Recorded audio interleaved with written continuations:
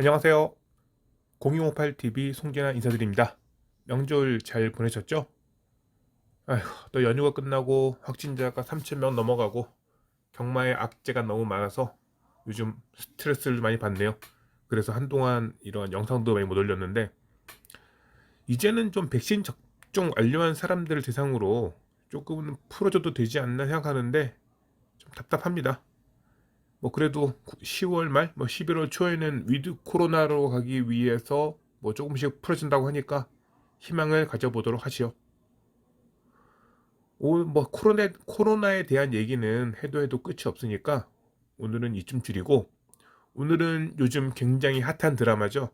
넷플릭스의 드라마 오징어 게임에 대해서 한마디 해보려고 합니다. 오징어 게임 많이들 보셨는지 모르겠네요. 저는 원래 뭐 넷플릭스는 물론이고 TV도 잘 안 보는 사람이라서 드라마는 거의 안 보는데요. 얼마 전에 친한 아주님이 오징어 게임에 대해 쓴 글을 보고 한번 봐야겠다 싶어서 무려 1만 원이라는 큰 돈을 내고 넷플릭스에 가입하고 이틀 만에 9편을 다 봤습니다. 오징어 게임은 제가 어릴 때 많이 했던 오징어 가이상이라는 게임을 모티브로 만들어진 드라마인데요. 와, 정말 이 오징어 가이상 지금 생각해도 굉장히 과격한 게임이었어요. 실제로 그 게임하다가 싸움도 많이 났어요. 뭐 옷도 많이 찢어지고. 그런 게임을 어린이들이 하는 게임이라고 그 당시에 만든 것도 참 신기한 일인데, 그 게임을 처음 고안한 사람은 누구지도 참 궁금합니다. 거의 뭐 격투기 수준의 게임이었죠. 뭐 그 게임 이름도 지역에 따라서 부르는 이름이 달랐다고 하더라고요. 제가 살던 곳, 저는 서울 사람인데 저희는 오징어 가이상이라고 불렀고, 시청자 여러분의 동네에서는 그 이름을 어떻게 불렀는지도 궁금하네요. 어차피 뭐 드라마 줄거리야 다들 아실 테니까 제가 굳이 얘기할 필요는 없을 것 같고요. 제가 하고 싶은 얘기는 이 드라마에서 보여주는 경마에 대한 이미지예요. 그 이정재 씨가 연기한 주인공 성기훈은 구조조정으로 회사에서 강퇴가 아니고 갑자기 기억이 안 나네요. 구조조정으로 회사에서 잘리고 경제적인 능력도 없고 철도 없는 그런 무능한 인간으로 그려집니다. 그런 그가 경마장에서 경마를 즐기는 모습이 드라마 초반에 나오죠. 솔직히 이 경마장에 가기 전부터 경마장에 나와서 담배를 물고 소매치기를 당하는 그 장면까지 불편한 부분이 굉장히 많은데, 뭐 이 부분까지 얘기하면 끝도 없을 것 같고 이 부분은 나중에 기회가 되면은 다시 한번 다루도록 하겠습니다. 그 경마하는 모습을 보면은 처음에는 좀 잃는다 싶더니 딸 생일 날짜로 조합한 막건을 사서 68이죠. 6월 8일이라고 해서 68을 샀는데 꽤 큰 배당이 터져요. 그 화면에 자세히 보면은 배당판에 68이 76배라고 나오는데요. 그렇게 해서 400만 원이 넘는 돈을 챙겨서 나오는 것으로 이 드라마에서 경마장 씨는 끝나요. 물론 그 돈은 소매치기를 당하죠. 그리고 드라마 끝부분에는 그 대장 가면으로 출연한 이병헌 씨가 왜 이런 짓을 하는 거지? 라고 묻는 성기훈에게, 주인공 성기훈에게 이렇게 대답합니다. 경마 좋아하시죠? 당신들은 말입니다. 경마장의 말. 의외였어요. 당신은 얼마 달리지 못할 줄 알았는데. 나름대로 이병헌 씨 성대모사 해봤는데 전혀 안 똑같죠? 아, 네. 이 두 장면을 보면은 이 드라마가, 아니, 우리나라에서 일반 사람들이 경마에 어떤 인식을 가지고 있는지 알 수 있어요. 극 중에서 주인공 성기훈의 동네 후배로 등장하는 박혜수 씨가 연기한 상우는 서울대를 졸업한 엘리트고 쌍문동의 자랑이라는 별명까지 갖고 있는 인물인데, 주식에 잘못 손을 대서 큰 빚을 지고 오징어 게임에 참가하게 되죠. 반면에 능력도 없고 돈도 없고 빚쟁이한테 쫓기는 경마 중독자 기우는 우울한 인생을 벗어나기 위해서 게임에 참여하게 됩니다. 똑같이 빚을 져도 돈 있는 사람들은, 엘리트들은 주식으로 빚을 지고 가난한 능력 없는 사람들은 경마에 중독이 된다. 주식은 머리 좋고 능력 있는 사람들이 하는 경제적 활동이고, 경마는 무능력하고 자제력 없는 사람들이 하는 도박행위. 이게 우리나라 사람들이 갖고 있는 경마의 이미지죠.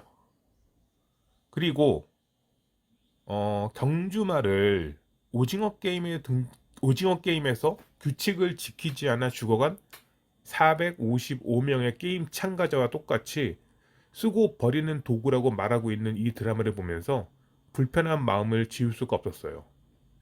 근데 이 불편함은 이 드라마 제작자를 향한 것이 아니고 농림부와 마사회를 향한 것이었습니다.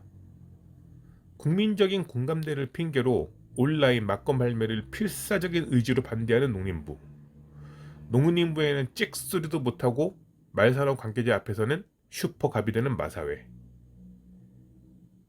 지난 수십 년간 그들이 경마 팬들, 말산업 관계자들에게서 수조 원의 돈을 뜯어가면서 그들이 이룩한 경마에 대한 국민적인 공감대 수준이 이 드라마에 여실히 드러나 있는 겁니다. 저질 도박으로만 인식되는 경마에 대한 국민적 공감대는 어떻게 형성이 되는 걸까요? 그게 농림부나 마사회 사람들이 책상에 앉아서 자, 우리 이제부터 국민적 공감대를 한번 형성해 볼까? 하고 뚝딱뚝딱 하면 만들어질까요? 그럴 리가 없죠. 농림부, 일단 도박이 경마라는 인식부터 버려야 되고, 마사회, 그냥 노답인 단체인데 그래도 이들도 아무튼 어떻게든 바뀌어야 되고, 또 말산업 관계자들, 그리고 우리 팬들, 우리 모두가 유기적으로 맞물려 가지고 오랜 시간에 걸쳐서 노력을 해야 이게 아주 조금씩 국민들의 공감대도 형성이 되는 거예요. 근데도 지금도 농림부는 경마를 도박으로만 보고 마사회는 농림부 눈치만 보고 있으니 우리나라 경마 발전이 없는 거죠. 그래서 저는 아시는 분은 아시겠지만 불만만 생기면, 경마에 불만이 생기면 언제나 한국마사회 고객센터에 항의글, 요청글을 올리는데, 이번에 마사회 오징어 게임 내에서 그려진 경마의 부정적인 이미지에 대해 넷플릭스와 제작사에 항의문을 보내달라고 요청을 했어요. 그리고 서울 마주협회에도 협회장 명의로 항의 서한을 보내는 게 어떻겠냐고 건의를 할 예정입니다. 실제로 이 항의 서한이 꽤 효력이 있어요. 얼마 전에 넷플릭스에서 방영한 DP라는 드라마가 있습니다. 그 탈영병 잡는 군인들의 이야기인데, 이 드라마에서 세븐일레븐에 대한 그런 얘기가 잠깐 나왔었나 봐요. 세븐일레븐의 한 점주가 드라마상에서 유통기한이 지난 제품을 버리는 알바생에게 야, 그거 버리면 적자는 네가 메꿀 거냐? 하고 화를 내는 장면을 보고 이 세븐일레븐 본사와 점주들이 세븐일레븐에 부정적인 이미지를 줬다는 이유로 넷플릭스와 제작사에 항의를 해서 해당 장면의 세븐일레븐 로고가 전면 수정됐다고 합니다. 한국마사회에서 항의서한을 보낸다고 해서 넷플릭스나 제작사에서 내용 수정을 해주지는 않을 거예요. 근데 만약에 한국마사회에서 실제로 넷플릭스나 제작사에 항의선을 보내고 이 내용에 대해서 각 언론사에 보도 자료를 뿌려서 그런 언론사들이 한국마사회에서 이러이러한 항의선을 보냈다라고 기사를 써서 내보내면, 그래도 사람들이 이렇게 생각할 수도 있구나, 내가 선입견을 가지고 있었구나 라고 생각하지 않을까요? 정말 약간의 수라도. 그게 제가 바라는 바입니다. 솔직히 이런 중대한 문제에 대해서 한국마사회도 마주협회도 문제에 대한 현실 자각도 없고 수수방관만 하는 이 사태가 참 안타까워요. 자, 이제 마사회랑 마주협회에서 제 질문 제 요청사항에 대해서 어떻게 답변을 줄지는 모르겠습니다. 솔직히 알죠. 뭐 틀에 박힌 인공지능적인 답변, 그런 답변이 올 거라 생각하는데, 혹시나 그게 아니고 조금 창의적인 대답이 온다면 그때는 다시 알려드리겠습니다. 언젠가는 경마가 단순한 도박이 아니고 어딜 가서 누구를 만나서라도 저는 취미가 경마입니다 라고 당당하게 말할 수 있는 그날이 올 거라 믿습니다.